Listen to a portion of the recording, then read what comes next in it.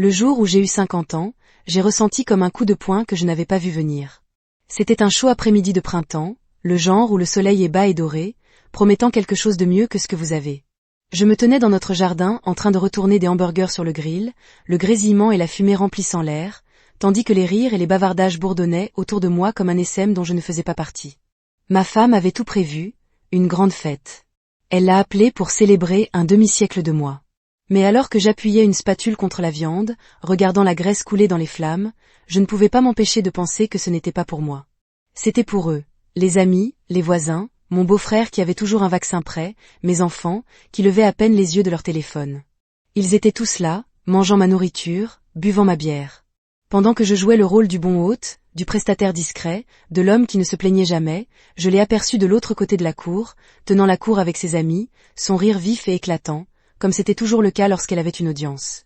Elle avait passé des semaines à planifier cela, à envoyer des SMS à tout le monde, à commander des décorations et à s'assurer que la playlist était parfaite. J'avais proposé de l'aider, mais elle m'a fait signe de partir, disant qu'elle s'en était occupée.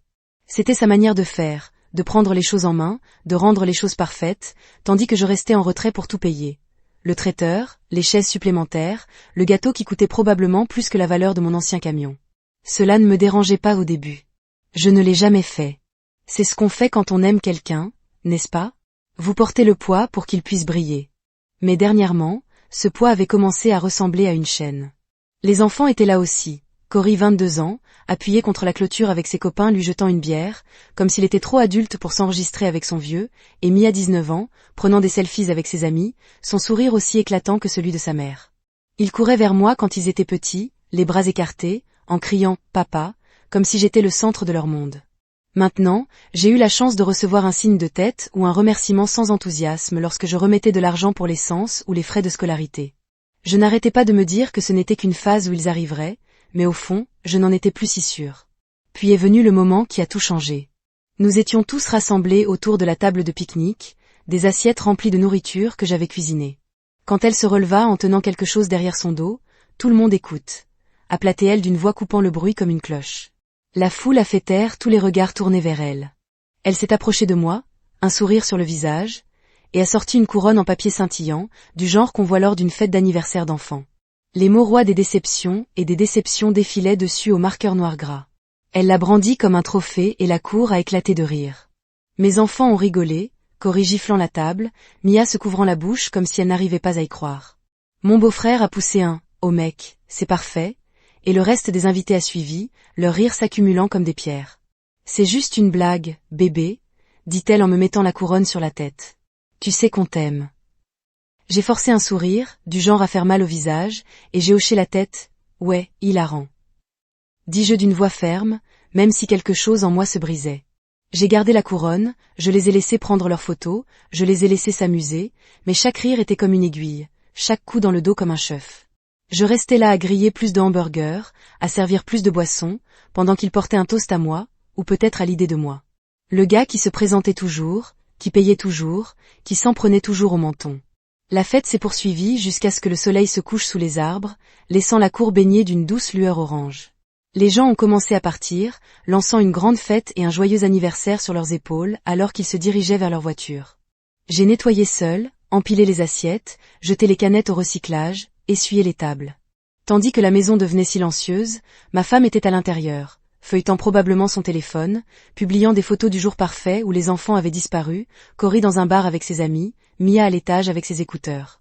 Je me suis retrouvée avec le désordre, la couronne toujours posée sur la table où je l'ai laissée tomber, les paillettes tachées de mes mains.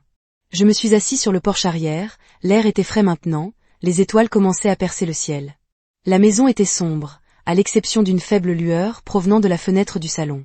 J'ai pensé aux 20 dernières années passées à faire des heures supplémentaires pour garder les lumières allumées, à conduire les enfants au football et aux entraînements de musique, à réparer les fuites, à signer des chèques, à avaler chaque affront et chaque sourire narquois, parce que c'est ce que fait un homme. J'ai pensé à cette couronne, à ces mots, roi des déceptions et des déceptions. Une blague, bien sûr, mais ce n'était pas drôle. C'était vrai, non pas parce que je les avais laissés tomber, mais parce que je m'étais laissé disparaître. Je les avais laissés me rendre invisible et j'avais souri à travers cela. J'ai sorti mon téléphone, la lumière des écrans était intense dans la nuit. Mes doigts ont bougé presque tout seuls en ouvrant une application de voyage que l'on n'avait pas utilisée depuis des années. Je n'y ai pas trop réfléchi, je ne me suis pas laissé trop réfléchir. J'ai tapé une destination, n'importe quelle destination, et j'ai trouvé un vol partant demain matin. Un aller simple, pas de retour. Je l'ai réservé, mon cœur battant comme si je faisais quelque chose d'illégal. Puis je suis entré, j'ai pris un bloc-notes dans le tiroir de la cuisine et j'ai écrit un mot. Simple, pas d'explication, pas d'excuse, je pars. J'ai besoin de temps, ne me cherche pas. Je l'ai laissé sur le comptoir à côté de l'évier plein de vaisselle. Je ne me laverai pas à l'étage. J'ai emballé un petit sac, juste quelques vêtements, mon portefeuille, mon vieux couteau de poche et la laisse du chien, car je ne laissais pas Max derrière moi. Tout le monde dormait, la maison était lourde de respiration. Je suis resté un moment dans le couloir à regarder les portes fermées, la vie que. Vous conduisez tout ce chemin juste pour me nourrir. Elle rit douce et secoua la tête. Pensez peut-être que vous pourriez le manquer. J'ai hoché la tête, j'ai pris une bouchée, la douceur me frappant comme un souvenir d'été, quand elle s'asseyait sur le comptoir des tranches de pêche en train de se faufiler pendant que je remuais. C'était bien, mieux que ça quoi je m'attendais, et je lui ai dit que son sourire a grandi comme si elle attendait ça. Nous avons alors parlé, pas du passé, pas de la maison ou de sa mère ou du gâchis que j'avais laissé. Elle m'a parlé de l'école, comment elle était passée à une majeure en art, comment cela la faisait peur mais se sentait bien. Je lui ai parlé de la boutique, d'une radio que j'avais fixée qui a joué des chansons des années 40, sur Max chassant un écureuil et perdant de façon spectaculaire. C'était facile, le genre de discours que je n'avais pas eu avec elle depuis des années, peut-être jamais. Je n'ai pas poussé, je n'ai pas demandé ce qu'elle voulait ni pourquoi elle venait, j'ai juste écouté, j'ai fait ses mots remplir l'espace, lui faire savoir que j'étais ici. Lorsque l'air s'est froid, elle se tenait de brosser les miettes de son jean. « Vous pensez que vous reviendrez jamais ?» a-t-elle demandé à sa voix douce, pas pressant, se demandant juste. J'ai regardé les collines, leurs bords, doux dans le crépuscule, et j'ai senti la question s'installer. Je m'étais demandé la même chose tard dans la nuit quand le calme est devenu fort, mais la réponse était plus claire. Maintenant je suis déjà à la maison. J'ai dit pas tranchant, juste sûr. Elle hocha la tête comme elle s'y attendait, comme si elle comprenait, même si ce n'était pas ce qu'elle espérait. Elle m'a serré dans ses bras avant son départ, plus longtemps que la dernière fois, ses bras attachés autour de mes épaules.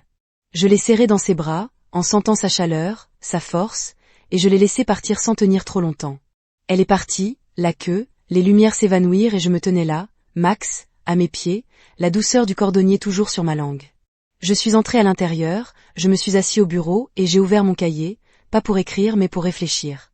J'avais arrêté d'y ajouter autant, non pas parce que j'avais moins à dire, mais parce que je n'avais plus besoin de prouver quoi que ce soit. Les pages ont tout tenu, la couronne, le rire, les années que j'avais pensé étaient l'amour, mais étaient quelque chose de moins. Il ne l'était pas. Attendez maintenant juste un record, un moyen de se rappeler que j'avais passé.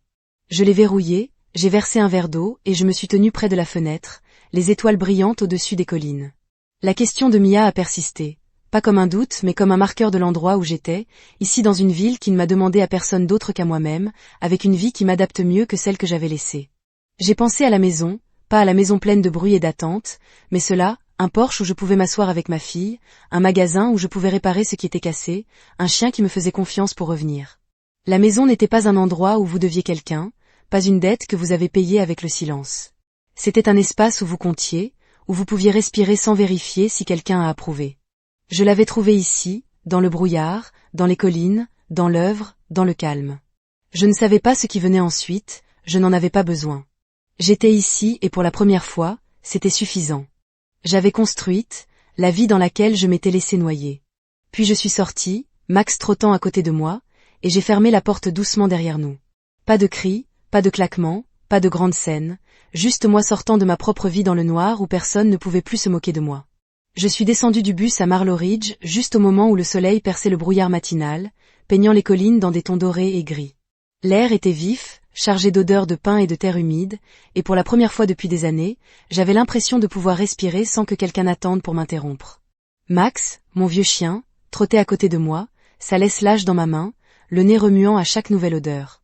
La ville était petite, à peine visible sur une carte, avec une rue principale qui semblait n'avoir pas changé depuis mon passage en voyage d'affaires il y a 10 ans. Je me souviens d'un dîner avec un cordonnier chaud et d'une librairie qui sentait le vieux papier. C'est pourquoi j'ai choisi cet endroit. Personne ne me connaissait ici, et je ne devais à personne un sourire ni une explication.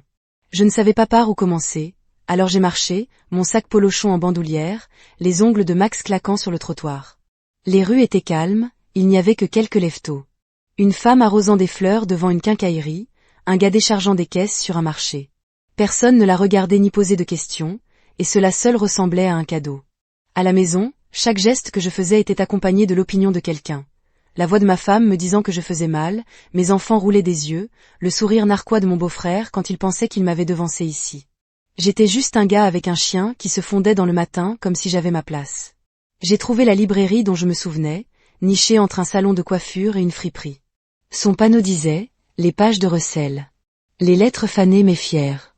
La fenêtre était remplie de vieux romans et de quelques lampes poussiéreuses, et une note manuscrite collée sur la vitre disait « Chambre à louer. Renseignez-vous à l'intérieur ». J'ai poussé la porte, une cloche sonnait doucement, et je suis entré dans un espace chaud et encombré qui sentait le cuir et l'encre, des étagères tendues jusqu'au plafond, remplies de livres, certains se déversant sur le sol en piles nettes. Un homme plus âgé aux cheveux gris et portant une chemise en flanelle était assis derrière le comptoir et lisait un livre de poche. Il leva les yeux, hocha la tête une fois et retourna à son livre. Comme si je ne valais pas une seconde, je pensais que j'aimais ça. Je me suis raclé la gorge et j'ai vu votre panneau indiquant la pièce. Il a marqué sa page, posé le livre et m'a évalué, pas méfiant, juste curieux, d'une manière calme. Je m'appelle Russell, dit-il en se levant pour me serrer la main. Sa poigne était ferme, ses yeux fixes. Je lui ai dit que je cherchais un endroit où rester, peut-être pour un moment, et que j'avais un chien qui ne causerait pas de problème. Max a remué la queue comme s'il me soutenait. Russell n'a pas demandé une histoire de vie, n'a pas cherché à savoir pourquoi un gars de mon âge se présentait avec juste un sac et une M. Il a simplement hoché la tête et a dit « Chambre à l'étage, petite mais propre, 100 par semaine. Encaissez les chiens d'avance, bien, tant qu'ils ne mâchent pas mes livres. » J'ai remis l'argent et c'était tout. Pas de formulaire, pas de questions, juste une clé et une chance de recommencer. La pièce était au 2e étage, en haut d'un escalier étroit qui grinçait à chaque pas. Ce n'était pas grand-chose. Un lit simple avec une couette délavée, une commode avec un miroir ébréché, un bureau près d'une fenêtre donnant sur les collines. Une petite salle de bain se trouvait au bout du couloir, partagée avec personne. Puisque Russell vivait dans une maison à proximité. J'ai laissé tomber mon sac par terre, j'ai laissé Max renifler et je me suis assis sur le lit, les ressorts gémissant sous mon poids. Pendant un instant, j'ai juste écouté le silence. Pas de téléphone bourdonnant de demandes, pas de voix m'appelant pour réparer quelque chose, pas de rire plus profond qu'il ne le devrait, juste le doux bourdonnement du monde extérieur et la respiration tranquille de Max alors qu'il se pelotonnait à mes pieds. Je ne me suis pas rasé le premier jour, je n'ai pas pris la peine d'essayer d'avoir l'air présentable à la maison, je m'étais gardé propre, les cheveux coupés, les chemises repassées, parce que c'est ce qu'on fait quand on essaie de tout garder ensemble. Mais ici, je laisse mon visage rester dur, je laisse mes épaules affaissées. J'ai marché jusqu'au restaurant. Je me souvenais d'un endroit appelé Rosie, avec des rideaux à carreaux et une enseigne au néon qui vacillait. Le cordonnier était aussi bon que dans mes souvenirs, chaud et sucré, la croûte feuilletée sous ma fourchette. J'ai mangé lentement, en regardant les gens du coin. Des bûcherons et des vestes usées, un couple de retraités se disputant à propos de baseball, une serveuse qui appelait tout le monde Anne sans avoir l'air faux. Personne ne savait que j'avais quitté ma vie et je n'ai pas ressenti le besoin de le leur dire. Ce soir-là, j'ai sorti un cahier de mon sac, alors que je l'avais saisi sur un coup de tête avant de partir. Il était vide, attendant juste que quelque chose le remplisse. Je me suis assis au bureau, la lampe projetant une douce lueur, et j'ai commencé à écrire. Pas une lettre, pas un plan, juste tout. Les années passées à travailler en double pour pouvoir nous permettre la maison. Les fois où je veillais tard pour réparer le vélo de Cory ou l'ordinateur portable de Mia, parce qu'ils en avaient besoin pour l'école. Les vacances que j'avais payées mais que j'avais à peine appréciées, toujours à cran de m'assurer que tout le monde était heureux, la couronne d'anniversaire, ces mots, roi des déceptions et des déceptions, me sont gravés dans l'esprit comme une marque. J'ai aussi écrit sur le silence, celui que j'avais avalé chaque fois que quelqu'un me rejetait, se moquait de moi, me prenait pour acquis. Page après page, les mots me parvenaient désordonnés et bruts, comme si je vidais un tiroir que j'avais gardé verrouillé trop longtemps. Je n'ai pas beaucoup dormi cette première semaine, mais ce n'était pas parce que j'étais agitée, c'était parce que j'étais éveillée, vraiment éveillée, pour la première fois depuis des années. J'ai parcouru les collines avec Max, laissant le brouillard mouiller ma veste, écoutant le craquement des feuilles sous mes bottes. Je m'arrêtais au restaurant pour prendre un café, je faisais un signe de tête à Russell quand je le croisais dans le magasin, je lisais n'importe quel livre que je sortais de ses étagères. J'ai commencé à remarquer des choses. la façon dont la lumière frappait les montagnes à l'aube, la façon dont les oreilles de Max se dressaient lorsqu'il entendait un écureuil, la façon dont mes mains ne tremblaient plus lorsque je versais mon café. Je ne fuyais pas ma vie, pas exactement. J'en trouvais un que j'avais oublié que je pouvais avoir. Le 7e jour, j'avais rempli la moitié du cahier, mon écriture plus serrée, plus nette, comme si j'étais en train de graver quelque chose de solide. Je ne savais pas ce que j'allais en faire, peut-être le brûler, peut-être le garder, mais c'était comme une preuve. Une preuve que j'étais là, une preuve que j'avais sur moi plus que quiconque n'en a vu. La preuve que je n'étais pas l'échec dont ils avaient ri. Je l'ai scellé dans un tiroir, je l'ai verrouillé avec la clé que Russell m'a donnée et je l'ai laissé reposer pour le moment. J'étais ici, dans cette ville tranquille, avec un chien qui ne se souciait pas de mes erreurs et une chambre qui ne me demandait pas d'être quelqu'un d'autre que moi-même, et c'était suffisant. La lumière du matin filtrait à travers les fins rideaux de ma chambre au-dessus de la librairie, projetant de douces ombres sur le parquet usé. J'étais assis au bureau, une tasse de café refroidi à la main, regardant les collines, lorsque mon téléphone a explosé, un son rare depuis mon arrivée à Marlow-Riche. Je l'avais gardé allumé, surtout en cas d'urgence, sans m'attendre à ce que quelqu'un me contacte, mais le nom sur l'écran m'a pris au dépourvu. Dave, un ancien collègue du bureau à qui je n'avais pas parlé depuis des années. Son message était court, juste quelques mots qui frappaient comme une pierre. « Tu as vu ce qu'elle a posté ?» Je n'avais pas besoin de lui demander qui il avait rencontré. Mon estomac se serra, non pas à cause de la peur, mais à cause de quelque chose de plus lourd, une curiosité mêlée d'effroi. Je n'avais rien regardé de chez moi depuis mon départ, je n'avais pas envie de le faire, mais maintenant, assis dans cet espace calme, j'avais commencé à appeler le mien. J'ai ressenti une envie de savoir que je n'avais plus mes anciens comptes, je les ai supprimés le soir où j'ai réservé le billet de bus, voulant une pause nette. Mais je n'étais pas stupide. Je savais combien il était facile de voir les choses sans laisser de traces. J'ai pris mon ordinateur portable, un vieux que j'avais apporté, et j'ai créé un compte graveur. Juste un nom aléatoire et pas de photo. Il m'a fallu moins d'1 minute pour trouver son profil, celui qu'elle mettait religieusement à jour avec des photos de vacances que j'avais payées et de dîners que j'y avais préparés. Il a été épinglé en haut, un post d'il y a quelques jours. Ses paroles étaient audacieuses, dramatiques, comme si elle auditionnait pour un rôle. Si quelqu'un voit mon mari, dites-le lui. Nous sommes désolés, il nous manque. Nous n'avions pas réalisé ce que nous avions en dessous, une photo de nous prise à Noël dernier, moi en arrière-plan portant un plateau de nourriture, elle et les enfants souriant devant et au centre. Je l'ai regardé avec ma poitrine serrée, non pas parce qu'il me manquait, mais parce que je le voyais pour ce qu'il était, une performance. J'ai parcouru les commentaires, chacun un petit coup de couteau. Des gens à qui je n'avais pas parlé depuis des années exprimaient leur sympathie, dégoulinant comme du sirop. Il a toujours eu l'air si gentil, a écrit l'un, comme s'ils avaient déjà pris la peine de me connaître. On ne sait jamais ce que quelqu'un traverse. Un autre a ajouté, comme si j'étais un mystère qu'il venait de découvrir. Puis j'ai vu le nom de mon beau-frère, ces mots, ressortant comme un panneau publicitaire. C'est un homme bon. C'est drôle comme il n'a jamais dit ça quand il riait à mes dépens, empruntant mes outils sans rien demander ni se moquer de mon travail. Je voulais taper quelque chose pour expliquer pourquoi. C'était sa façon de devenir la victime pendant que je restais le fantôme.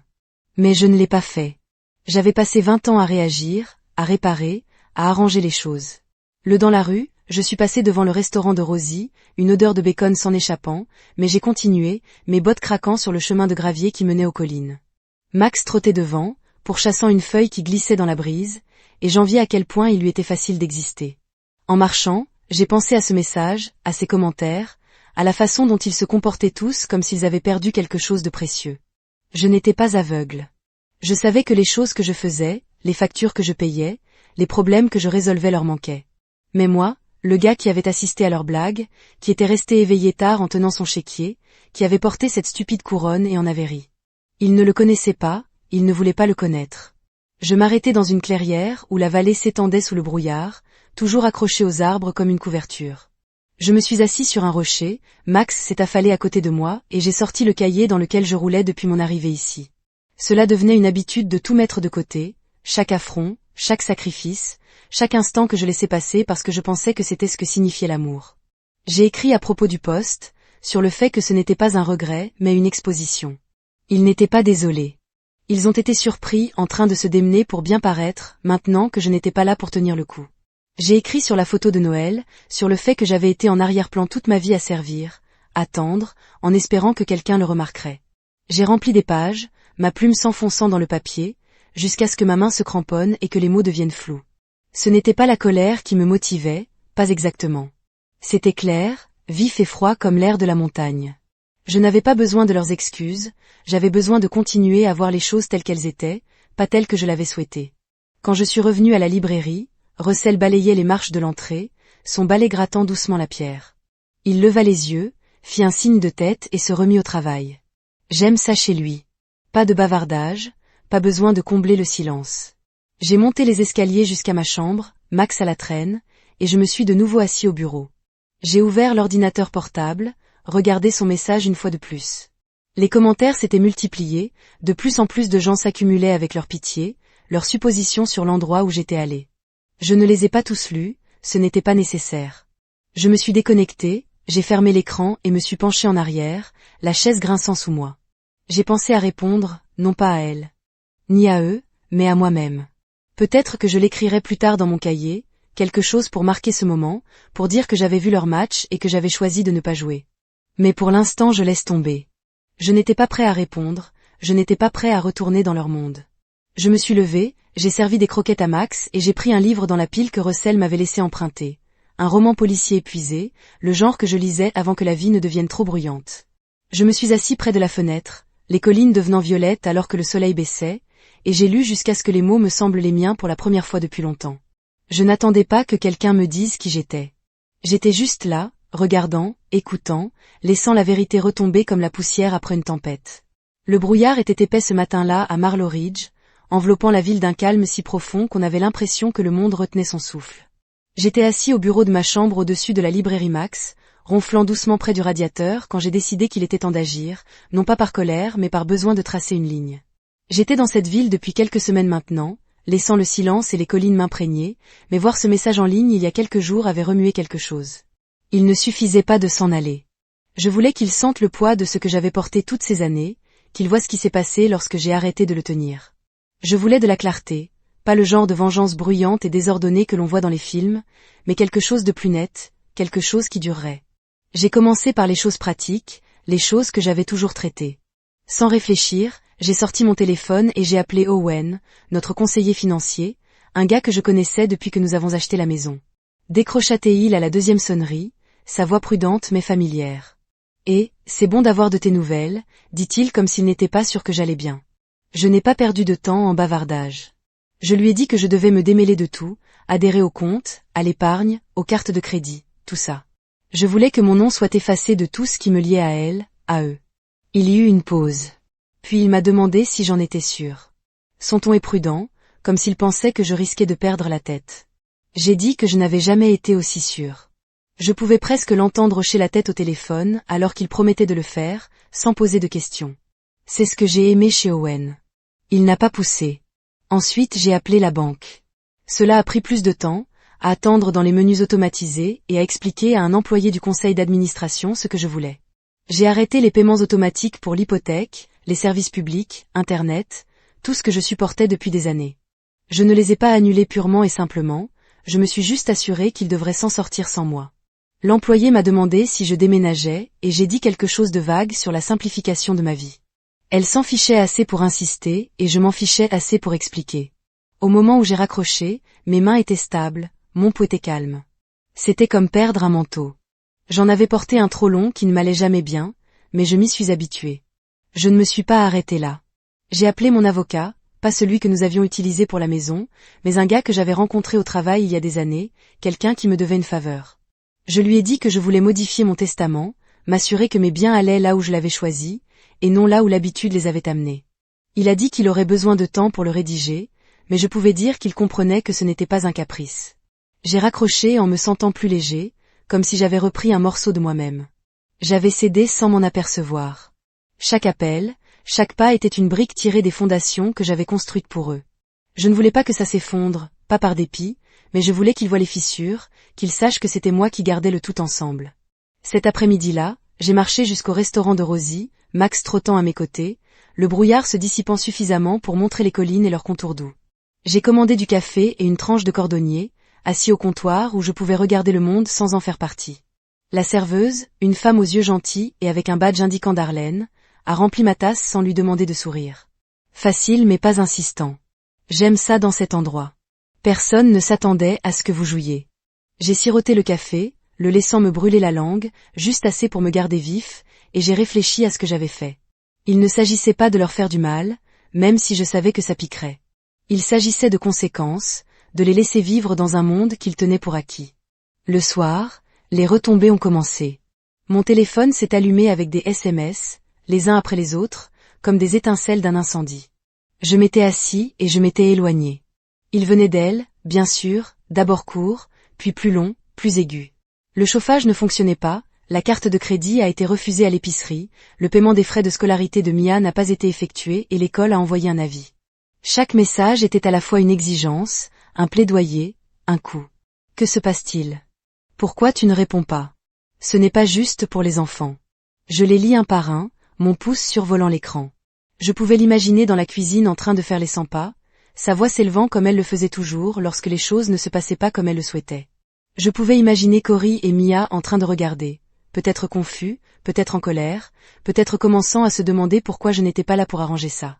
Je n'ai pas répondu. J'ai posé le téléphone face contre terre sur le bureau, le bourdonnement s'estompant dans le bourdonnement de la pièce. Max leva la tête. Ses oreilles se dressèrent comme s'il sentait quelque chose bouger. Je lui ai gratté derrière les oreilles, sa fourrure était chaude sous mes doigts, et j'ai senti un calme m'envahir. Je ne les ignorais pas pour être cruel. J'avais fini de sauter quand il claquait des doigts, fini d'être le gars qui avait tout réglé pendant qu'il riait à mes dépens. J'ai ouvert mon cahier, celui que j'avais rempli de tout ce que j'avais gardé à l'intérieur et sur lequel j'avais écrit aujourd'hui, sur les appels, les SMS, les choix que j'avais faits.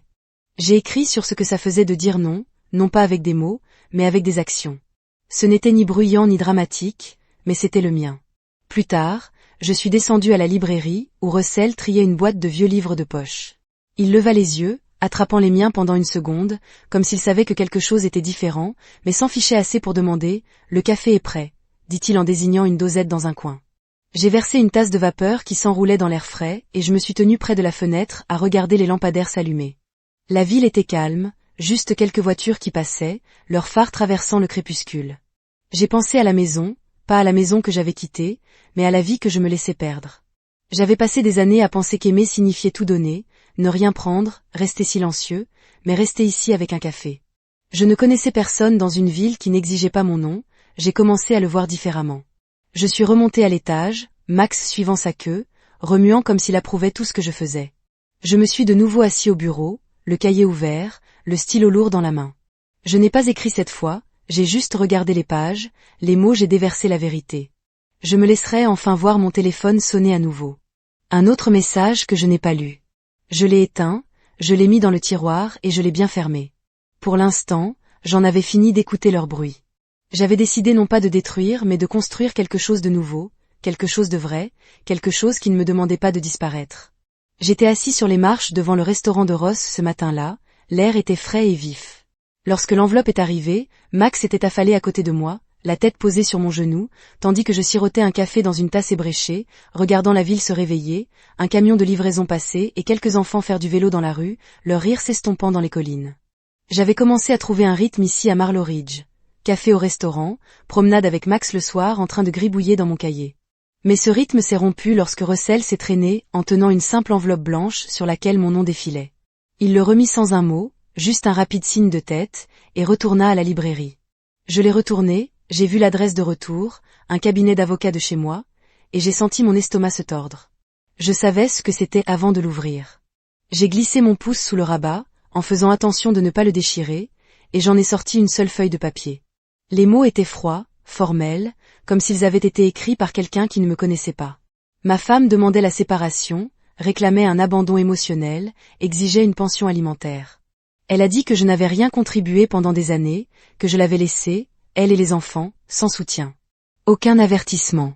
Je l'ai lu 2 fois, non pas parce que je ne comprenais pas, mais parce que son absurdité m'a frappé comme une mauvaise blague. Rien, 20 ans de chèques de paie, de nuits tardives et de sacrifices tranquilles. Et elle n'a rien dit. J'ai laissé échapper un rire vif, amer, du genre à surprendre, et Max a levé la tête. Ses oreilles se dressèrent, comme s'il attendait une explication. Je n'en avais pas, ni pour lui ni pour moi. J'ai mis la lettre dans ma veste et suis retourné à la librairie, mes bottes lourdes sur le trottoir. Les collines devenaient dorées sous le soleil levant, mais je l'ai à peine remarqué. Mon esprit tournait, pas de colère, même s'il y en avait beaucoup, mais avec une sorte de clarté à laquelle je ne m'attendais pas. Ce n'était pas seulement elle qui essayait de me faire du mal. C'était elle qui réécrivait l'histoire, se décrivant comme la victime et moi comme le méchant qui s'était éloigné sans raison. J'ai monté les escaliers jusqu'à ma chambre, Max derrière moi, et je me suis assis au bureau, l'enveloppe me regardant comme un défi. J'aurais pu l'appeler, lui crier, lui demander de m'expliquer comment elle pouvait mentir ainsi, mais j'avais passé suffisamment d'années à élever la voix pour être ignorée. Cette fois, je répondrais différemment. J'ai ouvert mon carnet, celui que j'avais rempli de tout, de chaque facture payée, de chaque promesse que j'avais tenue. À chaque fois, je restais silencieux pour qu'il puisse briller. J'ai feuilleté une page blanche et j'ai commencé à énumérer ce que je savais, des déclarations de revenus indiquant mes revenus couvrant l'hypothèque, les voitures, les enfants. Les reçus de scolarité pour les frais médicaux de sa mère, que j'avais réglés sans un mot. Des emails dans lesquels j'avais accepté des prêts pour les idées de démarrage de Cory. Cela n'a jamais abouti. J'avais des dossiers de tout cela, numériques et papier, rangés dans un lecteur cloud dans une boîte sous le lit. Je n'étais pas avocat, mais j'ai appris il y a longtemps à tenir des dossiers, à conserver des preuves, même si j'espérais ne jamais en avoir besoin. Maintenant je l'ai fait. J'ai passé la matinée à fouiller dans tout ça, à trier les fichiers sur mon ordinateur portable, à sortir les papiers de la boîte. Chacun était un morceau de la vie que j'avais construite, une vie sur laquelle il s'était appuyé sans la voir. À midi, mon bureau était couvert de feuilles de calcul, de déclarations, de captures d'écran du texte dans lequel elle m'avait remercié d'avoir géré les choses, puis s'était retournée et s'était moquée de moi auprès de ses amis. Je ne me sentais pas désolée pour moi, plus maintenant. Je me sentais réveillée, comme si je voyais enfin le plateau sur lequel je jouais et qu'il était temps de bouger. J'ai cherché en ligne un avocat dans la région, quelqu'un qui pourrait gérer cela sans en faire un cirque. J'ai trouvé Marcus Caldwell, un gars avec un petit bureau à 1 heure de là, de bonnes critiques et une ambiance absurde. J'ai appelé, j'ai eu sa secrétaire et j'ai fixé rendez-vous pour le lendemain. Elle n'a pas demandé pourquoi et je n'ai pas proposé. Cet après-midi-là, je suis allé le rencontrer, Max au fusil de chasse dans le vieux camion que j'avais acheté à bas prix à un gars de la ville.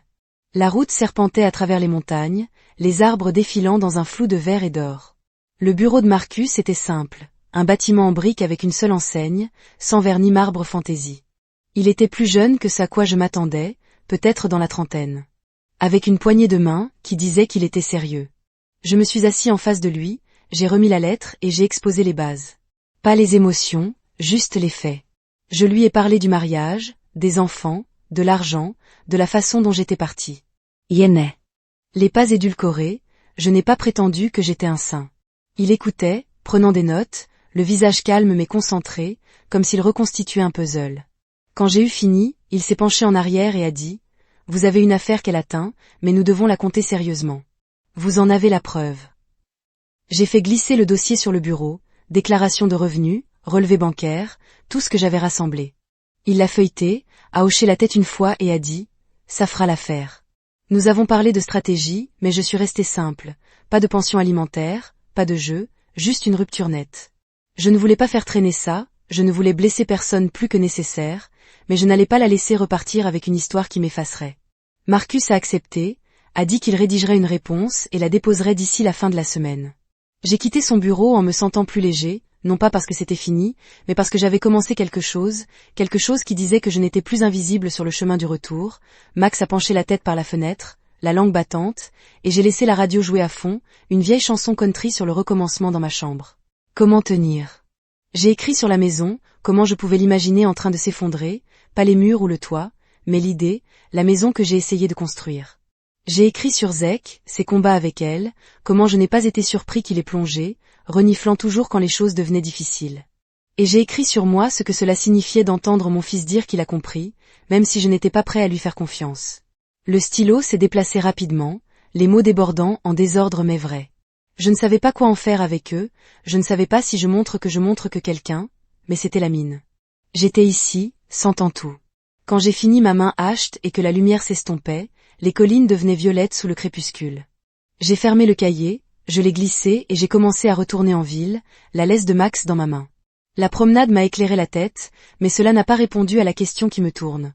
Qu'est-ce que je pourrais maintenant le rappeler, lui dire que je l'ai entendu, peut-être même expliquer pourquoi je suis partie, mais je n'étais pas prêt. Pas parce que je m'en fichais, mais parce que je me souciais trop. J'avais besoin de savoir que ce n'était pas seulement un instant, un réflexe, parce que les choses étaient difficiles. De retour dans ma chambre, je me suis assis au bureau, la lampe jetant une lueur chaude sur le bois Max recroquevillé par le radiateur, ses ronflements remplissant le calme. J'ai décroché le téléphone, écouté la messagerie vocale une fois de plus, laissant les mots de Cory s'enfoncer. Ensuite, j'ai ouvert un nouveau message et j'ai tapé « Je vais bien, j'écoute ». J'ai frappé Sand avant que je puisse me remettre en doute. Il a posé le téléphone et se pencha en arrière. Ce n'était pas une promesse, ce n'était pas une solution, c'était juste une porte assez ouverte pour lui faire savoir que je ne l'avais pas exclu. Je ne savais pas s'il écrivait, je ne savais pas s'il rappellerait, mais pour l'instant c'était suffisant. J'ai recommencé mon cahier, pas pour écrire mais pour lire ce que j'avais déposé depuis que je suis arrivée, toutes les pièces d'une vie. Je commençais à comprendre. Les sacrifices, le silence, la couronne dont ils avaient ri. Tout était là, non plus comme un poids, mais comme une carte me montrant où j'avais été et pourquoi je suis partie. Je l'ai fermé, je l'ai verrouillé dans le tiroir et je me suis levée pour faire du thé. Les boulettes brouillantes, se mélangeant à la nuit à l'extérieur. Les étoiles étaient brillantes, les collines sombres et régulières. Je me tenais près de la fenêtre, tasse à chaud dans mes mains, et j'ai senti quelque chose se déplacer, pas la paix, pas encore, mais une sorte de force, calme et bien sûre. J'avais répondu à Cory, non pas parce qu'il avait demandé, mais parce que j'ai choisi et ce choix, petit qu'il était, je me sentais comme le mien d'une manière que rien depuis des années. J'étais à l'extérieur de Rosie's dîner qui lançait un bâton pour Max dans le lot de gravier quand j'ai entendu le craquement des pneus tirants. Max délimita après le bâton, sa queue remuant comme s'il n'avait pas de soin, et j'étais sur le point de le rappeler quand je l'ai vue, Mia, ma fille, sortant d'une berline battue. Je n'ai pas reconnu.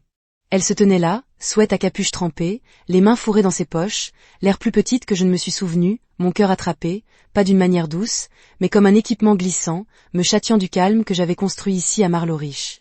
Je ne m'attendais pas à elle, je ne m'attendais à personne, et la vue de sa position à côté de ce camion m'a frappé plus fort que je ne serais prêt. J'ai marché au-dessus de Max trottant à côté de moi, ses oreilles se sont affaiblies à la nouvelle arrivée. Elle n'a pas bougé au début, m'a juste regardé, ses yeux cherchant comme si elle n'était pas sûre d'être réelle. Mia, dis-je, gardant ma voix stable, mais c'était une question. Elle hocha la tête rapidement et maladroite, puis jeta un coup d'œil à Max, qui a remué sa queue mais est resté proche. Je n'ai pas dit à maman, dit-elle, ces mots se précipitant. J'avais juste besoin de te voir. Il n'y avait pas de script pour ça, pas de plan dans ma tête pour quoi dire à ma fille de 19 ans qui se présentait à l'improviste après que je sois partie sans adieu. J'ai hoché la tête vers le restaurant. Venez, Max menant le chemin, nous avons marché sur le bois. Putzer sur la table, une tasse que je n'avais pas lavée, assis à côté de l'évier. Moi, je demandais, gardant le léger, même si j'ai deviné l'appel de Cory la semaine dernière. Elle haussa les épaules, tordant la serviette dans ses mains, lui a demandé, a dit que je cherchais un gars avec un chien nommé Max n'était pas difficile. J'ai presque souri à ça. Les petites villes ne gardent pas bien les secrets. Mais je ne me cachais pas vraiment. J'ai attendu, la laissant trouver ses paroles, sachant qu'elle venait à cette façon pour une raison. Elle baissa les yeux, la voix douce. Cet endroit ressemble plus à la maison que notre maison. Ce n'était pas ça à quoi je m'attendais et il a atterri comme une pierre dans ma poitrine. Je n'ai rien dit, je l'ai juste regardé attendre le reste. Elle prit une respiration, ses yeux rencontrant les miens pour la première fois. Nous vous avons rendu invisibles, papa, moi, Cory, maman, tout le monde. Je ne l'ai pas vu jusqu'à ce que tu sois parti. Ces paroles étaient suspendues là, brutes et vraies, coupant plus profondément que je ne voulais l'admettre. J'avais passé des années à espérer que quelqu'un le remarquerait, verrait l'homme derrière les chèques de paie et les correctifs, mais l'entendre maintenant ne ressemblait pas à la victoire. C'était lourd, comme porter une vérité, je ne savais pas quoi faire. J'ai hoché la tête lentement, lui faisant savoir que je l'ai entendu prendre beaucoup pour venir ici. J'ai dit ma voix basse, sans pousser, juste reconnaître. Elle se mordit la lèvre, hocha la tête en arrière et un instant nous nous sommes assis là, la pluie tapotant la fenêtre, les boucles douces de Max remplissant l'espace. C'était le genre de calme que j'adorerais ici. Mais avec elle dedans, c'était différent, fragile, comme si cela pourrait se casser si je disais la mauvaise chose. Elle a commencé à parler alors, pas à la fois, mais en morceaux, comme si elle le trait au fur et à mesure. Elle m'a parlé de la maison, comment c'était le chaos depuis que je suis partie, comment sa maman était en colère tout le temps, comment la présence de Zek aggravait. Elle a dit, Cory essayait de maintenir les choses ensemble, mais il ne savait pas comment, pas comme moi.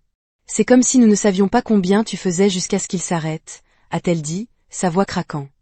J'ai écouté, ne l'interrompre pas, la laissant la disposer. Elle ne me demandait pas de le réparer, ne me suppliait pas de revenir, me disant juste comme si elle avait besoin de moi pour savoir. Et je l'ai fait. Je l'ai vu dans ses yeux, la façon dont il portait la culpabilité et quelque chose d'autre, peut-être l'amour, je l'ai fait, le début de sa compréhension.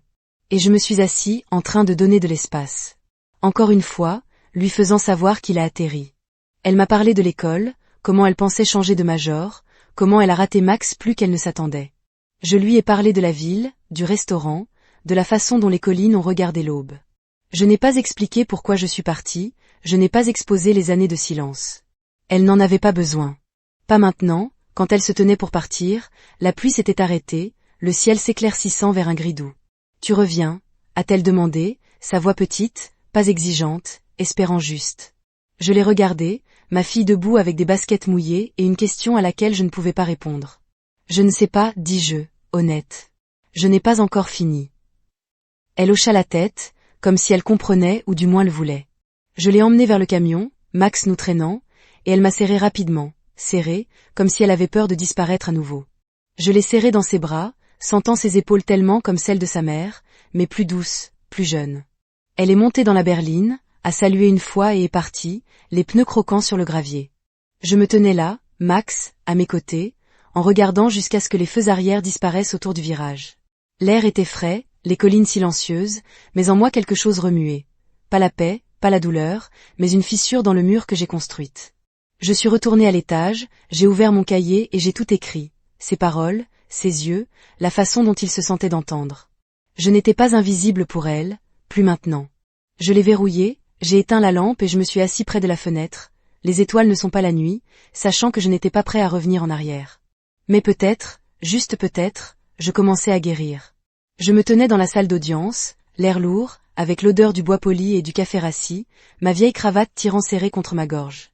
Cela faisait 3 mois que je quittais la maison, et Marlow Ridge avait commencé à ressentir un endroit où je pouvais rester. Mais aujourd'hui, j'étais de retour dans la ville face à la vie.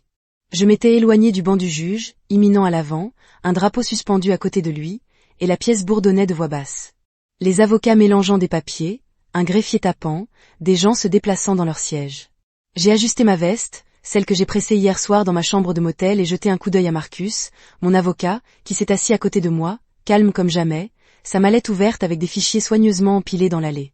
Elle était assise vêtue de noir, comme si elle était en funérailles.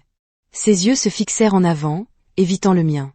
Je n'avais pas l'air longtemps, juste assez pour savoir qu'elle jouait un rôle. Idem que toujours. L'audience était pour la séparation, la pension alimentaire qu'elle exigeait, l'affirmation qu'elle avait faite à propos de moi l'abandonnant et les enfants. Je n'étais pas nerveux, pas comme je le pensais.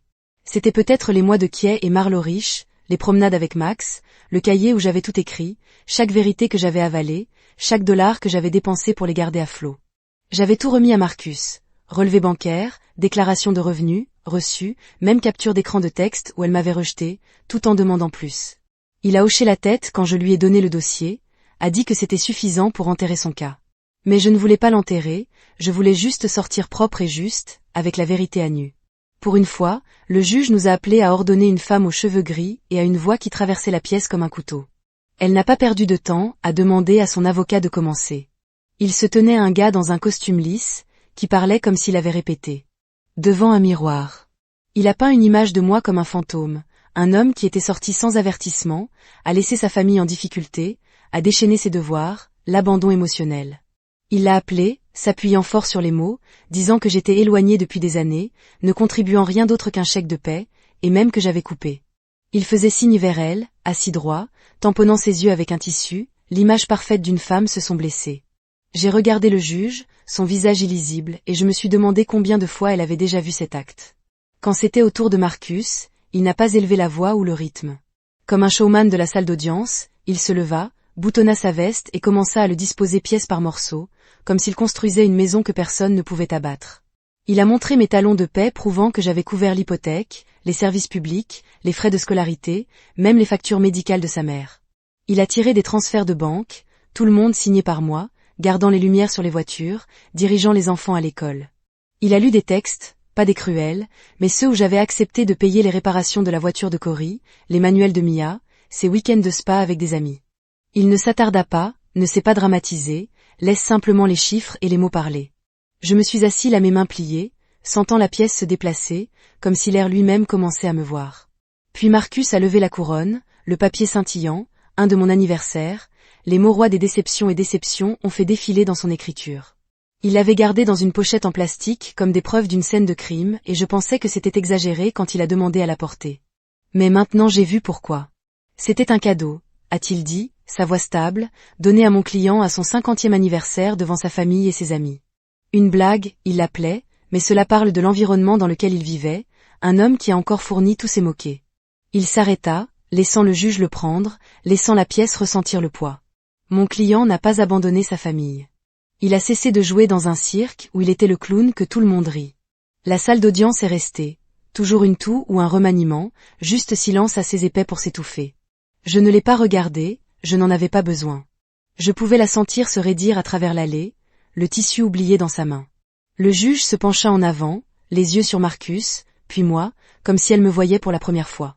J'ai gardé mon visage vide, pas suffisant ou en colère, juste là, laissant la vérité se tenir seule. Marcus s'est assis, son travail fait, et j'ai senti que quelque chose se détendait dans ma poitrine. Pas le soulagement pas encore, mais une sorte d'espace comme si j'avais retenu mon souffle depuis des années et finalement je l'ai laissé tomber.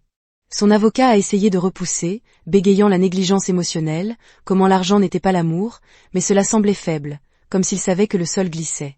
Le juge l'a coupé, a posé quelques questions nettes, directes, sur les délais et les comptes. Marcus a répondu avec des dates et des chiffres, tout le monde soutenu par le dossier que je lui ai donné. Elle n'avait pas grand-chose à dire, a juste hoché la tête quand son avocat lui chuchota, le visage serré, plus de larmes. Le juge a tout pris dans son épingle, grattant des notes, puis elle a appelé une récréation, disant qu'elle gouvernerait après le déjeuner. Nous avons déposé, Marcus applaudissant mon épaule en disant que nous avions bien fait. J'ai hoché la tête, ne faisant pas confiance à ma voix et je suis sortie pour l'air. La ville se sentait, voitures bruyantes, klaxons, les gens se précipitant, rien de tel que le calme de Marlow-Rich. Je me suis penchée contre un banc, le métal cool me fondant et j'ai pensé à cette couronne. Ces mots, comment il riait. Marcus avait raison, ce n'était pas seulement une blague, c'était une fenêtre sur tout ce que j'avais laissé glisser, tout ce que je pensais être normal. Je ne me sentais plus désolée pour moi-même. Je me sentais éveillée, comme si j'avais finalement cessé de s'excuser pour avoir existé lorsque nous sommes retournés, le juge ne l'a pas traîné, elle a statué aucune pension alimentaire, la propriété a divisé 7030 en ma faveur, ses allégations rejetées. Elle n'a pas fait des conférences, ne s'est pas attardée, a juste donné sa décision et s'est déplacée comme si c'était évident. Je suis sortie, Marcus à côté de moi, les portes du palais de justice se balançant derrière nous, le ciel était gris, un léger bruine commençant, mais cela ne me dérangeait pas. Je l'ai remercié, j'ai serré la main et je me suis dirigée vers mon camion, celui que j'avais conduit de Marlow-Rich.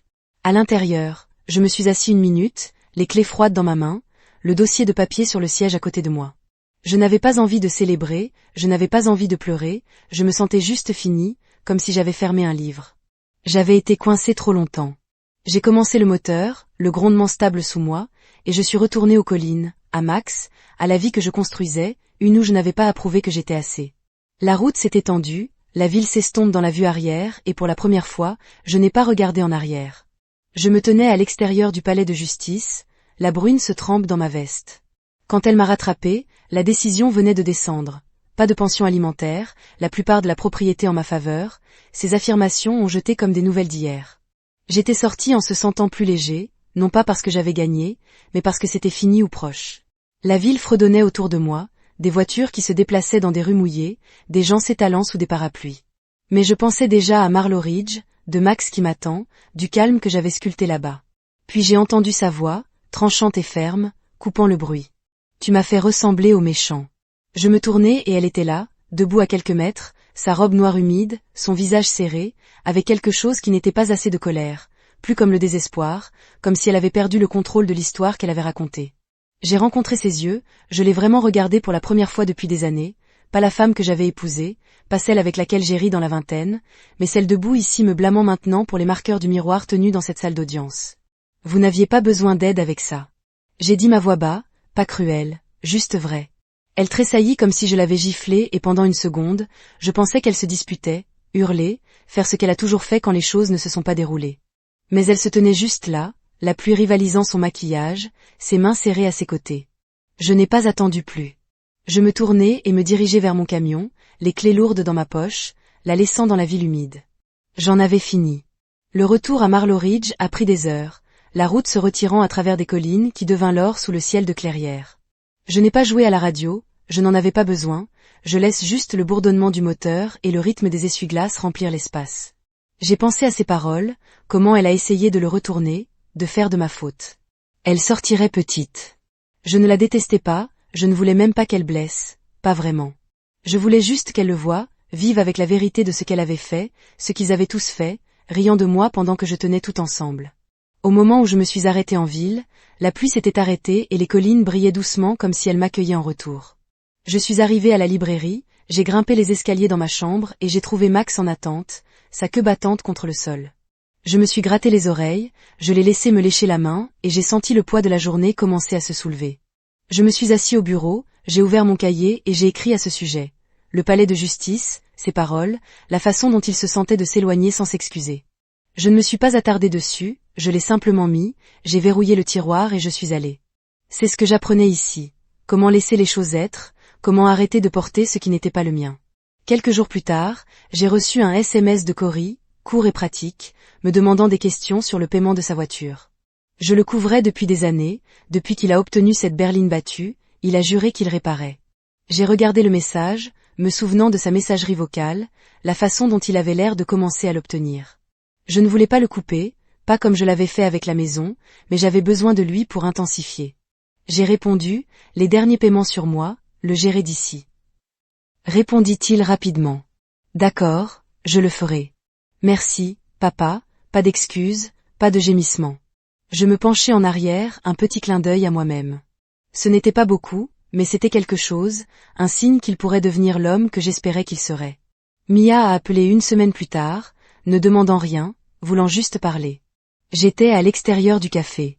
En sirotant de Rosie, Max étendu au soleil, lorsque mon téléphone a sonné. Sa voix était plus légère que lorsqu'elle s'était montrée sous la pluie, comme si elle testait les os en voyant si j'écouterais encore. Elle m'a parlé de l'école, un professeur qui l'a agacée, un concert qu'elle était allée avec des amis. J'ai écouté, j'ai posé quelques questions, la laissant remplir l'espace. Puis, de nulle part, elle a dit, « Tu sais, papa, tu n'étais jamais une déception. Tu étais la colle. » J'ai gelé le café à mi-chemin de ma bouche, ces mots frappants comme une vague. Je n'ai pas vu venir. Je n'ai pas dit grand-chose, juste un remerciement calme, gamin. Mais à l'intérieur, c'était comme quelque chose qui s'ouvrait, pas assez pour se répandre, mais assez pour laisser entrer la lumière. Je ne pleure pas.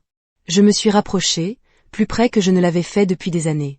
Je me suis assis là après que nous ayons raccroché en regardant les collines devenir violet, alors que le soleil plongeait bas, le ronflement Max à côté de moi. J'ai pensé à ce qu'elle avait dit, à ce que c'était que de l'entendre, non pas parce que j'avais besoin d'elle pour le dire, mais parce que cela signifiait qu'elle m'a vraiment vu, peut-être pour la première fois. Je ne l'ai pas rappelé, je n'en avais pas besoin. Je le laisse juste s'asseoir, laissez-le être vrai, sans le séparer. C'est ce que Marlo Ridge m'apprenait, comment prendre un moment et ne doit à personne une explication. Je suis retournée dans ma chambre, j'ai fait du thé et je me suis assis près de la fenêtre, les étoiles tranchantes, contre la nuit. J'ai pensé à Corey, Mia, même à elle, comment ils commençaient à ressentir la forme de ce que j'avais été, ce que j'avais fait. Je ne voulais pas d'excuses, je ne voulais pas qu'ils gravellent, je voulais qu'ils vivent avec, pour porter leur propre choix, comme si j'avais porté le mien. J'ai ouvert mon cahier, pas pour écrire mais pour lire, en train de parcourir les pages de tout ce que j'avais déposé depuis que je suis arrivée ici. La couronne, le silence, les années que je pensais être l'amour, mais étaient autre chose. Ce n'était plus une histoire d'échec, pas pour moi. C'était une histoire de réveil, de choisir de compter. J'ai verrouillé le cahier, éteint la lampe et me tenais près de la fenêtre plus longtemps. Les collines étaient sombres, la ville silencieuse, juste quelques lumières scintillant au loin. J'ai encore réfléchi aux paroles de Mia, vous étiez la colle, et je les ai laissées s'installer, non pas comme un poids mais comme une vérité, je pouvais tenir sans se casser. Je ne retournais pas encore, peut-être jamais. Mais je ne courais pas non plus. J'étais ici dans cette petite pièce avec un chien qui me faisait confiance et une vie que je construisais morceau par morceau, où je n'avais pas à prouver que j'étais suffisant. Je suis montée dans mon lit, Max en se recroquevillant à mes pieds, et pour la première fois depuis longtemps, j'ai dormi sans rêver du passé, juste les collines, les étoiles et un calme qui ressemblait au mien. Je bricolais une vieille radio à l'arrière de l'atelier de réparation, le bourdonnement de la matinée de Marlo Ridge qui s'installe autour de moi comme une chanson familière quand j'ai réalisé que j'avais arrêté d'attendre quelque chose pour me retirer. Cela faisait des mois depuis le palais de justice, depuis que je l'avais affronté et je suis partie, car les paroles de Mia sur le fait que je suis la colle avaient craqué quelque chose en moi. La boutique sentait la soudure et la poussière, un petit espace rempli d'outils et de gadgets à moitié fixés, et je l'ai aimé ici, comme le focus qu'il exigeait, la façon dont une chose cassée pourrait revivre si vous preniez le temps de le comprendre. J'avais commencé à travailler pour Gus le propriétaire, un gars bourru qui ne se souciait pas de mon passé. Tant que je pouvais éliminer un fil et garder la cafetière pleine. Ce n'était pas beaucoup, mais c'était le mien et c'était suffisant. J'ai vécu simple. Maintenant, le matin a commencé par une promenade à travers les collines, Max trottant à côté de moi, le nez bas pour attraper chaque parfum. Le brouillard portait, l'air était tranchant, le genre qui vous a réveillé sans essayer, et je regardais le soleil grimper sur les crêtes, les peignant de l'or avant que la ville ne fasse bouger. Je m'arrêterai à Rosie pour le café, noir et brûlé, juste comme je l'ai aimé, et j'ai lu un livre de poche de la librairie de Russell, les pages douces depuis des années de main. Ma chambre au-dessus de la boutique est restée. Le même lit, une pile de livres, un puzzle que je n'ai jamais semblé finir. Le bol d'eau de Max était assis près du radiateur, sa laisse suspendue à un crochet près de la porte. Ce n'était pas une grande vie, mais c'était celui que j'avais choisi, celui où je n'avais pas à rétrécir pour m'adapter. J'ai corrigé des choses, radio, ordinateur portable, même un grille-pain. Une fois cependant, Gus a ri quand je l'ai ramené à la vie. L'œuvre me convenait, stable et calme, personne ne respire dans mon cou ni en riant. Quand je me suis détournée, les gens de la ville me connaissaient maintenant, pas comme le gars qui fuyait quelque chose, mais comme celui qui se présentait avec un tournevis et une patience. Ils me hochaient à la tête dans le restaurant. Appelez Morning Mao. Quand j'ai passé la quincaillerie, je n'ai pas beaucoup parlé, je n'en avais pas besoin. J'avais appris que le silence pouvait être de la force, pas seulement un endroit pour se cacher. Chaque jour se sentait comme un pas plus loin de l'homme qui avait porté cette couronne scintillante, qui avait grillé des hamburgers pendant qu'il riait à ses dépens. Un soir, Mia s'est de nouveau revue, cette fois prévue. Pas comme le jour de la pluie, elle m'avait surpris. J'étais sur le porche à l'extérieur de ma chambre, une chose branlante surplombant la rue, lorsque sa voiture s'est arrêtée, de la poussière se faisant des coups de pied dans les pneus. Elle sortit, un sac en papier dans ses bras. Son sourire timide mais réel. « Vous a apporté quelque chose. » dit-elle en le tenant. Je l'ai jeté, j'ai jeté un coup d'œil à l'intérieur et j'ai senti un cordonnier pêche, chaleureux, le genre qu'elle m'a aidé à faire quand elle était petite. J'ai fait un geste vers la chaise à côté de moi, un vieux en bois. Je me suis fixée et elle était assise en tirant sa veste fermement contre le froid du soir. Max a frappé sa queue, trop paresseuse pour se lever, mais heureuse, elle était ici. Nous n'avons pas parlé au début, juste assis en regardant les collines devenir violettes, le ciel stéreux avec de l'or alors que le soleil coulait. Le cordonnier s'est assis entre nous, un cadeau tranquille, et j'ai senti sa présence, pas lourde, pas exigeante, juste là, comme elle voulait être près de moi sans rien demander. J'ai rompu le silence, le gardant léger.